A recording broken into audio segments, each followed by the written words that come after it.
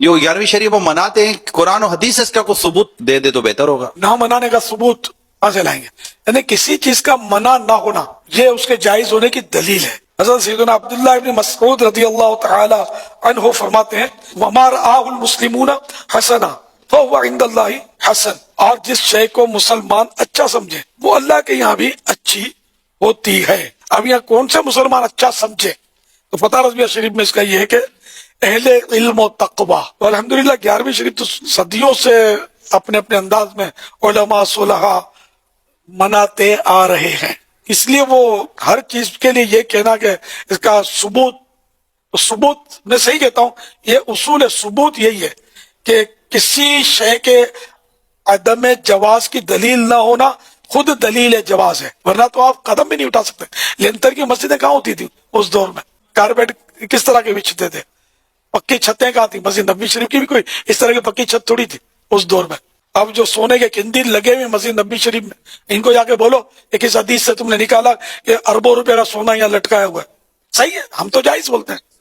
یہ اربوں روپے کا مطلب غلاف ہر سال لگتا ہے کعبے شریف پر. کعبے شریف کا غلاف تو ہے، اس کی تو پرانی تاریخ ہے، لیکن مطلب ہے کہ اتنا قیمتی ہونا اسی انداز کا لگاؤ. تمہارا لیے کہ جس کو منع نہیں کیا شریعت نے وہ جائز ہے، تو یہ کعبے کو غلاف دینا قیمتی تعظیماً بالکل جائز ہے. اربوں نہیں خربوں روپے کا ہو تب بھی جائز ہے. دنیا بھر کا سونا مسجد نبوی شریف میں اگر خوبصورتی کے لیے لگا لیا گیا تو ناجائز کون کہے گا؟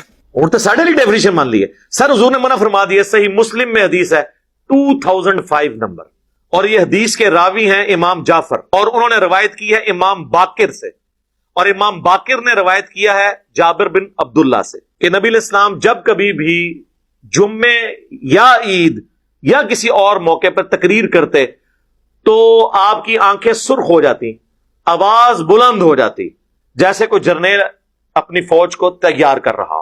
اور آپ فرماتے کہ میں اور قیامت اس طرح ساتھ بھیجے گئے جیسے یہ دو انگلیاں. اور پھر آپ کہتے اما بعد فإن خیر الحدیث کتاب اللہ وخیر الہدی ہدی محمد صلی اللہ علیہ وآلہ وسلم وشر الامور محدثاتها وکل محدثۃ بدعہ وکل بدعۃ ضلالہ وکل ضلالۃ فی النار. کچھ الفاظ جامعہ ترمذی میں ہیں، کچھ سنن نسائی میں. آگاہ ہو جاؤ، سب سے بہترین کلام اللہ کی کتاب ہے، سب سے ہدایت یافتہ راستہ محمد صلی اللہ علیہ وآلہ وسلم کا ہے، اور سب سے بدترین کام وہ ہیں جو دین میں خود داخل کر دیے جائیں، اور وہ تمام کام گمراہیاں ہیں، اور تمام گمراہیاں دوزخ میں لے جانے والی ہیں. تو حضور نے منع ہی کر دیا نا کہ محمد صلی اللہ علیہ وآلہ وسلم کا طریقہ بہترین طریقہ ہوگا، اور بدترین کام وہ ہیں جو دین میں داخل کر دیے جائیں خود سے. بخاری مسلم دونوں میں حدیث ہے من احدث فی امرنا ھذا فہو رد. جس نے میرے تعلیم کی بھی چیز میں کوئی چیز بدل دی یا اس میں چیز داخل کی وہ مردود ہے. تو فوراً آپ کو مثالیں دیں گے کہ جی یہ جو آپ نے لائٹیں لگائی ہوئی ہیں، ان لائٹوں کا دین سے کیا تعلق ہے میرے بھائی؟ ہوائی جہاز میں حج کرنے کا دین سے کیا تعلق ہے؟ یہ دین کو سپورٹیو کام ہے، ڈائریکٹ دین نہیں ہے. ڈائریکٹ دین اس وقت ہوں گے جب آپ کہیں گے جو ہوائی جہاز پہ جائے گا اس کا حج ہوگا، جو نہیں جائے گا اس کا نہیں ہوگا. آپ بے شک گدھے پہ جائیں، آپ بے شک پیدل جائیں، یہ دین کو سپورٹیو چیز ہے. کیمرے میں ریکارڈنگ دین کو سپورٹیو چیز ہے. نماز پڑھتے ہوئے کوئی کہتا ہے اوپر اس قالین کے اور سامنے اس اے سی شریف کے، کہتا ہے، اور نیچے سیلنگ شریف کے، اور منہ طرف خانہ کعبہ شریف کے، یہ کو کہتا ہے؟ تو یہ دین نہیں ہے، دین کو سپورٹیو چیز ہے. تو حضور نے ان چیزوں سے تو منع نہیں کرنا تھا نا. وہ تو قرآن میں آیا کہ اپنے گھوڑے تیار رکھو، سورۃ الانفال میں آیا کہ اپنے گھوڑے تیار رکھو جنگ کے لیے.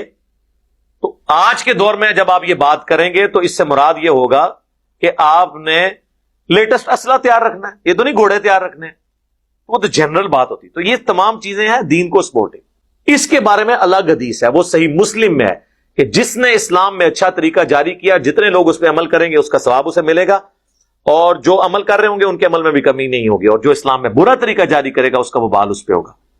اور انہوں نے وہ الفاظ ہیں سنتن حسنتن، بدعت حسنہ نہیں ہے، سنت حسنہ ہے. اور وہ حدیث پوری بیان کریں تو آپ کا مسئلہ بھی حل ہو جائے گا. پوری حدیث یوں ہے کہ نبی علیہ السلام نے کچھ نیو مسلم آئے جن کے چہرے پر بھی غربت کے آثار تھے. نبی علیہ السلام نے مسجد میں ممبر لگوا کے خطبہ دیا. آپ نے پھر قرآن پاک کی مختلف آیات تلاوت کی جن میں صدقہ اور خیرات کی ترغیب دلائی گئی. اینڈ پہ آپ نے کہا کہ اللہ کی راہ میں صدقہ کرو. ایک انصاری اپنے گھر گئے اور وہ اپنے گھر سے کافی سارا سامان ایک تھیلے میں اکٹھا کر کے، اور صحابہ کرام کہتے ہیں کہ وہ بڑی مشکل سے اس کو اٹھا کے لایا، گھسٹتا ہوا لا کے مسجد کے سین میں رکھا، تو حضور علیہ السلام کا چہرہ مبارک اس طرح چمک اٹھا جس طرح کے سورج اور سونا، کیونکہ اس کی وجہ سے باقیوں کو بھی جیب ڈھیلی کرنے کی ترغیب ملی۔ پھر ایک اٹھا، دوسرا اٹھا، لا کے مسجد میں ڈھیر لگ گیا، حضور خوش ہو گئے۔ تو آپ نے فرمایا جس نے اسلام میں اچھا طریقہ جاری کیا، یعنی اچھا طریقہ کس نے؟ اس انصاری صحابی نے جو بارش کا پہلا قطرہ بنا۔ یہ آدھی حدیث لے کے اچھا طریقہ اور اسے پکڑ کے جو ہے وہ اپنے 12 ربیع الاول کے جلوس، کوئی اپنے 10 محرم کے جلوس، کوئی اپنے 1 محرم کے جلوس حلال کرنے شروع کر دیتا ہے۔ خدا کے لیے